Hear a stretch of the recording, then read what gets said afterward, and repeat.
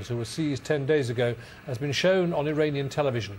In the video, two servicemen are seen standing in front of a map of the Gulf, explaining where they were apparently seized.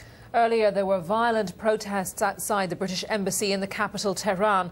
From there, Francis Harrison reports.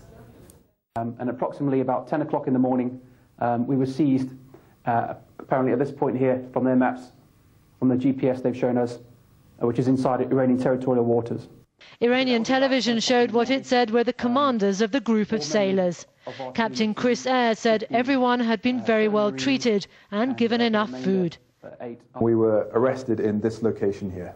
Lieutenant Felix Carmen said he'd like to tell the Iranian people that he understood why they were so angry about the intrusion into their waters. Earlier, students chanted death to England as they tried to storm the barriers in front of the British Embassy. Riot police fought to push them back, preventing the students from tearing down the British flag. Protesters called for the British Embassy to be closed, the ambassador deported, and all diplomatic ties severed. Little sympathy here for the sailors, now in their second week of captivity. Arrest and being put on trial is what they deserve for violating our borders, said Khuda Fala. We want the British government and Mr. Blair to accept that they attacked Iran and they are at fault, said Rasoula Ahmadi, a student organizer. There's no doubt this protest was officially sanctioned, designed to put more pressure on Britain to apologise. Hardline students here have been throwing stones and petrol bombs over the main fence of the British Embassy in Tehran, and they've been trying to climb in at the same time. Pressure like this will only make it more difficult to release the British sailors. Students here demanded the 15 Britons be put on trial, a move which could dangerously escalate the situation. Much now depends on how President Ahmadinejad decides to play it. Attending a military display, he called the English selfish and arrogant and asked why London didn't apologise. These students are close to the president and it's likely they're voicing his view. But there is still a chance more moderate voices could prevail and find a way out of this standoff. Francis Harrison, BBC News, Tehran.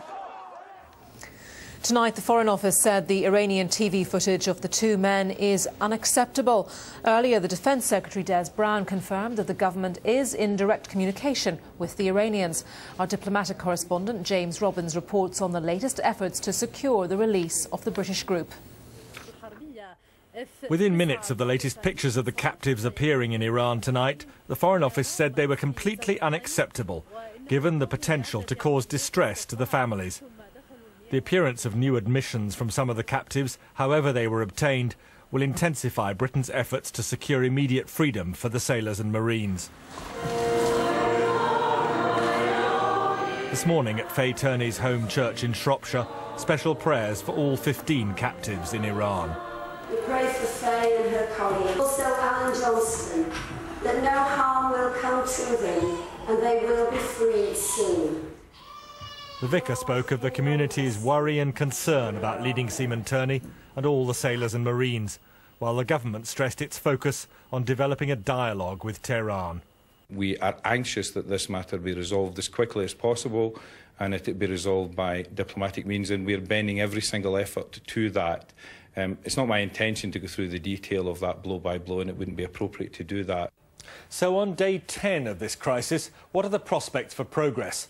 Well, the most positive development may be the beginning of formal diplomatic exchanges between the two sides. First, a letter to London from Iran's government, then Britain's initial response.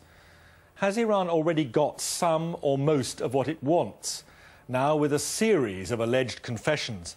However much disgust the videos have provoked in Britain, might they be accepted as sufficient apology in Iran? Well, that may depend on who rules in this crisis. You might think the president, Ahmadinejad, would decide, but he's not the most powerful figure in Iran. That's the supreme religious leader, Ayatollah Khamenei. Ultimately, he controls the Revolutionary Guards who seized the sailors and Marines, but the Ayatollah has not yet spoken. And how will Iran react to President Bush's intervention? He's trying to keep his distance from this crisis, but went further than Tony Blair by calling the captives hostages. The British hostages issue is a serious issue because the Iranians took these people out of Iraqi water. And it's inexcusable behavior. And it's those waters which could be the key to any diplomatic